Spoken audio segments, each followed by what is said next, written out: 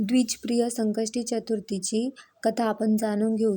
कथेनुसार एक सावकार आपल्या पत्नीसोबत एका शहरात राहत होता. दोघांनाही मूलबाळ नव्हते. एक दिवशी सावकाराची पत्नी शेजारच्या घरी गेली. त्या घरात संकष्टी चतुर्थीची पूजा आणि कथावाचन सुरू होते. सावकाराची बायको ते ऐकून घरी आली. तिने देखील संकष्टीचे व्रत केले. त्यानंतर काही दिवसांनी श्री गणेश तिच्यावर प्रसन्न झाले. पुत्रप्राप्तीचा आशीर्वाद दिला. त्यांना एक मुलगा झाला.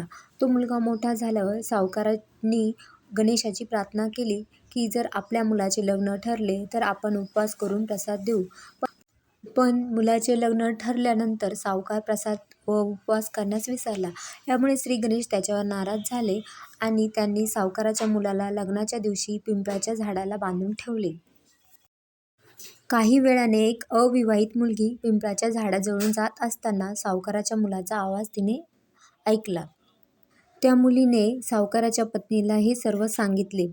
हे सर्व समजल्यानंतर सावकाराच्या पत्नीने श्री गणेशाची क्षमा मागितली व प्रसाद दिला आणि उपवास केला व आपल्या मुलाला परत पाहण्याची इच्छा व्यक्त करू लागली. भगवान श्री गणेशाने सावकाराच्या मुलाला परत केले आणि सावकाराने आपल्या मुलाचे लग्न केले. तेव्हापासून संपूर्ण शहरातील सर्व लोक चतुर्थीचा उपवास करून श्री गणेशाची पूजा करू लागले. अशा प्रकारे द्विजप्रिय संकष्टी चतुर्थीची ही कथा आहे. तुम्ही नक्की ऐका. व्हिडिओ बघितल्याबद्दल धन्यवाद. आपल्याला हा व्हिडिओ आवडला असेल तर लाईक, शेअर, सबस्क्राईब करा. धन्यवाद.